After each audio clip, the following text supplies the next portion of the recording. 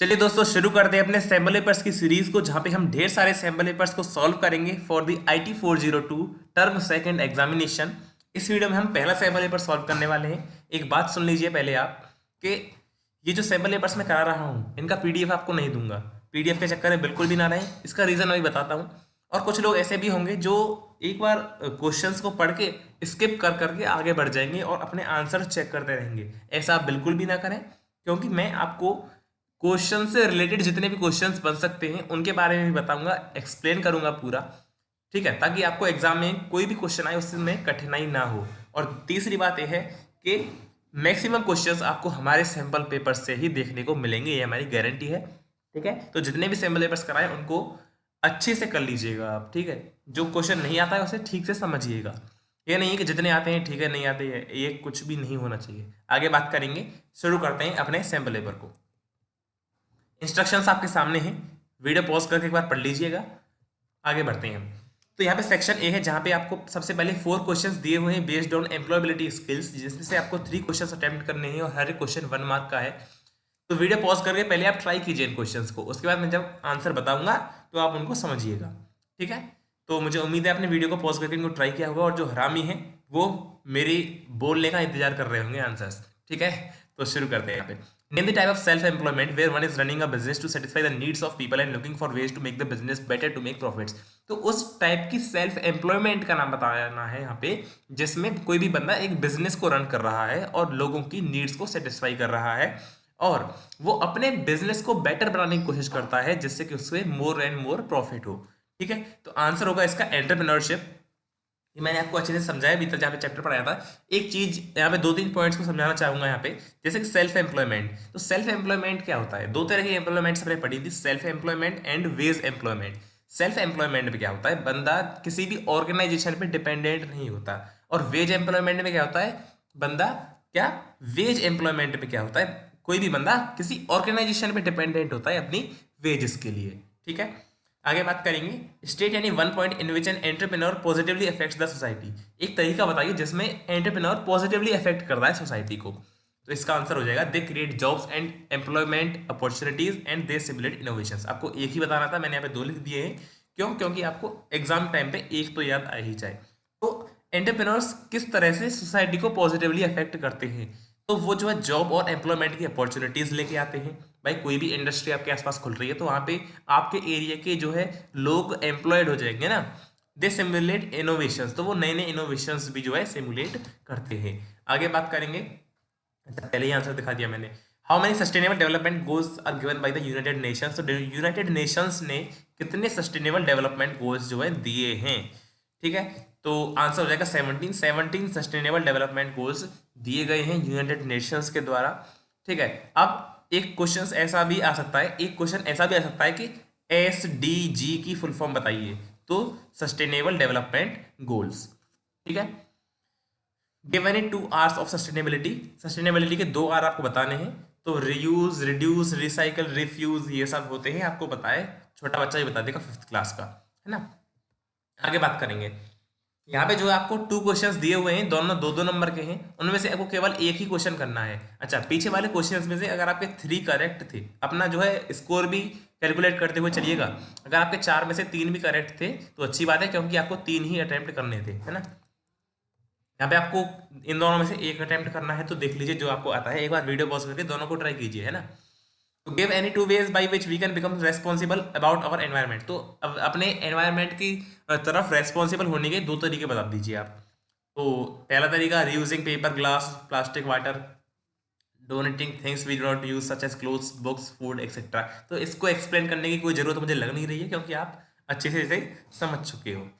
आगे बात करेंगे। Mention any 2 misconceptions about the entrepreneurship. Entrepreneurship के बारे में कुछ मिथ्स या फिर मिसकंसेप्शंस, मिसकंसेप्शन या फिर मिथ जिसे बोलते हैं, वो आपको बतानी है। एनी 2 यानी कि कुछ ऐसी बातें जो क्या कहते हैं, गलत फहमी जो है लोगों के मन में बैठी हुई है, ठीक है, जो कि सच नहीं है। Entrepreneurs are born not made. मतलब लोगों को लगता है कि एंटरप्रेन्योर्स जो है वो बोर्न होते हैं, बनाए नहीं जाते। यानी कोई भी गरीब बंदा जो है एंटरप्रेन्योर नहीं बन सकता, जो वो जो है पहले से ही अमीर होते हैं, और वो मतलब पहले से एंटरप्रेन्योर होते हैं। मतलब एंटरप्रेन्योर के घर में ही एंटरप्रेन्योर पैदा होता है, कुछ ऐसा। लोगों के मन में विचार होते हैं, लेकिन ऐसा कुछ भी नहीं है ना। और दूसरा पॉइंट क्या लिख सकते हैं, a person needs a lot of money to start a business. किसी बंदे को बहुत सारा पैसा चाहिए बिजनेस को स्टार्ट करने के लिए, ऐसा कुछ भी नहीं है। छोटे पैसों से भी आप जो है, कम पैसों से भी आप जो है बिजनेस को स्टार्ट कर सकते हो। ठीक है, आगे बात करेंगे। और क्या मिसकंसेप्शन आप लिख सकते थे इसमें, आप इसमें लिख सकते थे कि न्यू आइडिया इज रिक्वायर्ड। तो जरूरी नहीं कि आपके पास न्यू आइडिया ही हो, आप किसी का भी पुराना आइडिया से भी अगर आप बिजनेस शुरू करते हो तो वो भी आपका चल सकता है। तो न्यू आइडिया की ज्यादा जरूरत नहीं होती है, वो भी आप लिख सकते थे।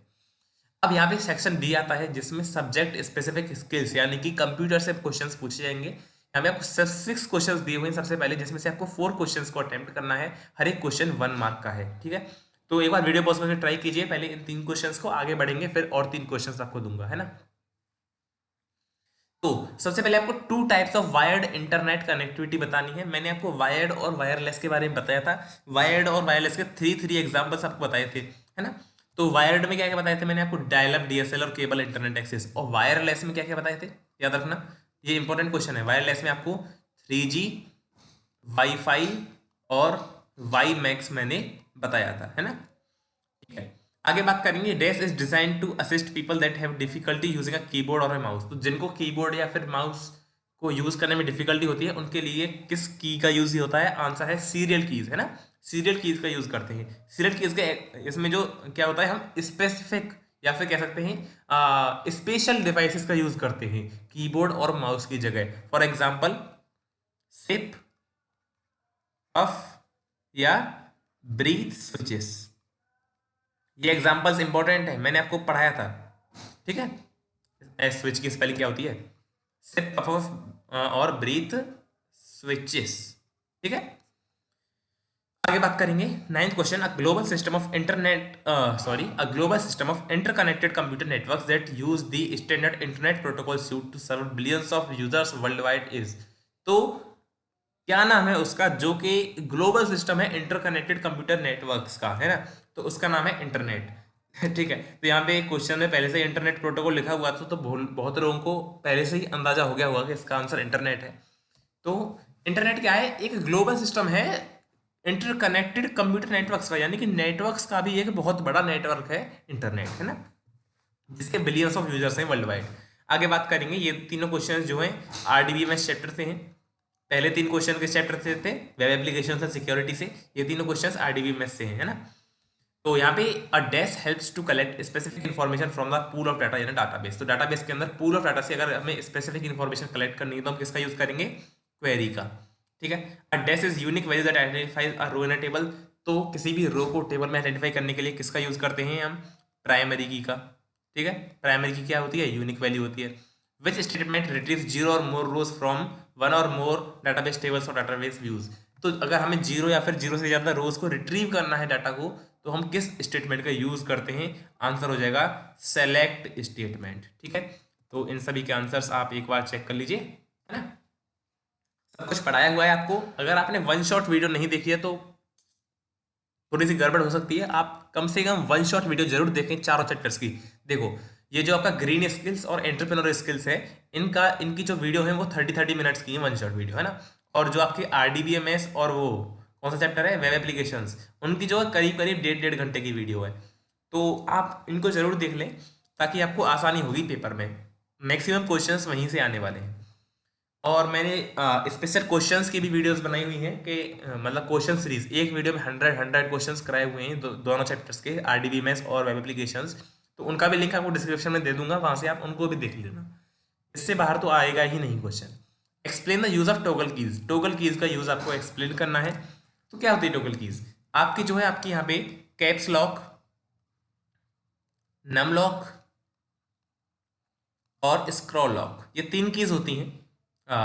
ठीक है, इनका क्या मतलब है, क्या होता है, मैं बताता हूँ आपको। टॉगल कीज के अंदर जो है उनको हेल्प की जाती है जो कि देख नहीं सकते, विजन इम्पेयरमेंट वाले लोगों की मदद की जाती है।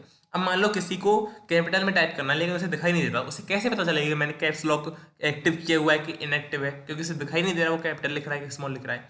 तो टॉगल कीज जब हम ऑन कर देते हैं तो कैप्स लॉक प्रेस करने पर हाई बीप साउंड सुनाई देगी, और फिर से जब हम कैप्स लॉक को या फिर नम लॉक को या फिर स्क्रॉल लॉक को बंद करेंगे तो हमें लो बीप की साउंड सुनाई देगी, यानी कि बीप यानी कि पी की आवाज हमें सुनाई देगी। एक बार इसको थ्योरी जब आप पढ़ोगे तो क्लियर हो जाएगा।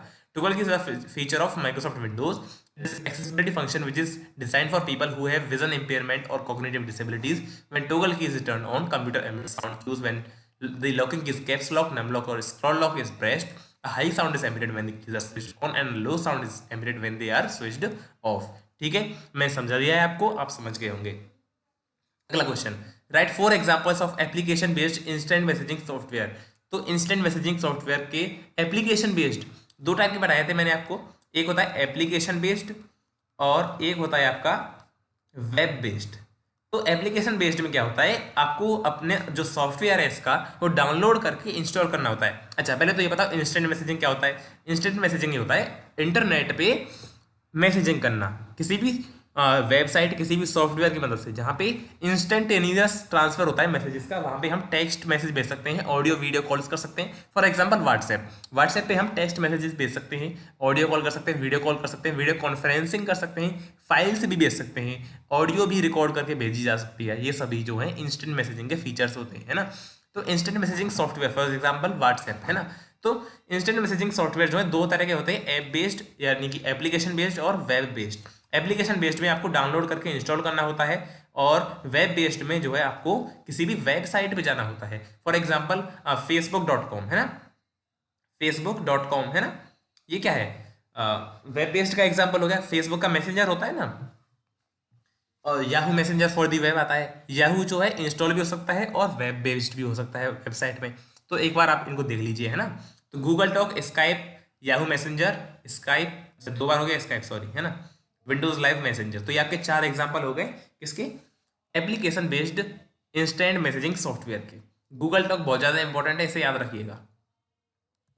आगे वाईमैक्स और वाईफाई की डिफाइन करनी है आपको। वाईमैक्स होता है wireless communication standard design to provide mobile broadband connectivity across cities and countries through a variety of devices. यानी कि हमें वायरलेस कम्युनिकेशन स्टैंडर्ड ये एक होता है, यानी कि अगर हमें वायरलेसली इंटरनेट कनेक्टिविटी प्रोवाइड करनी है बड़े बड़े एरियाज में, सिटीज़ के और कंट्रीज़ के अक्रॉस, तो हम यूज़ करते हैं वाईमैक्स का। वाईफाई जो है एक शॉर्ट रेंज के लिए होता है, अगर हम अपने मोबाइल फ़ोन से भी डाटा को एक्सचेंज करना चाहते हैं तो उसके लिए हम वाईफाई का यूज़ करते हैं, आपको पता है ना। आगे बात करेंगे, नेक्स्ट है वाईफाई की फुल फॉर्म बताना कमेंट में, वाईफाई की और वाईमैक्स की भी पढ़ाई थी मैंने आपको, दोनों की फुल फॉर्म आपको कमेंट में बतानी है। Explain any 2 advantages of DBMS, database management system, यानी कि डीबीएमएस की 2 एडवांटेजेस आपको बताने हैं, ठीक है। तो बताइए 2 एडवांटेज। चलो तो खुल गया, डाटा इंटीग्रिटी और डाटा शेयरिंग। डाटा इंटीग्रिटी में क्या होता है, data is accurate and consistent in a database. It is very important that there are multiple databases on DBMS so that it helps to produce the correct result। देखिए क्या होता है, data integrity का मतलब क्या होता है कि हमारी जो डाटा है वो एक्यूरेट और कंसिस्टेंट होनी चाहिए डाटाबेस के अंदर। ऐसा नहीं है कि मिसमैचिंग कॉपीज हो रही हैं डाटा की, है ना। कहीं भी कुछ और डाटा लिखा हुआ है, मान लो एक बंदा है जिसका रोल नंबर 2 है, उसका नाम लिखा हुआ है अमन, और किसी दूसरी टेबल में 2 रोल नंबर का नाम अनुज लिखा हुआ है, तो ये सब चीज़ें यहाँ पे नहीं होती हैं। डाटा एक्यूरेट और कंसिस्टेंट होता है। और आपने एक चीज़ पढ़ी होगी रेफरेंशियल इंटीग्रिटी।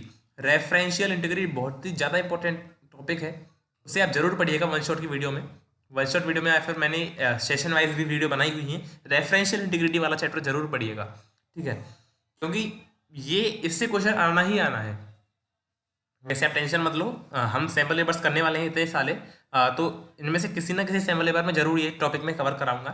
तो अगर आप सैम्पल पेपर्स भी देखते हैं तो इनफ है, ठीक है। तो आगे बढ़ेंगे। डाटा शेयरिंग क्या होता है, डाटाबेस में हम जो है एक दूसरे के साथ डाटा को शेयर कर सकते हैं।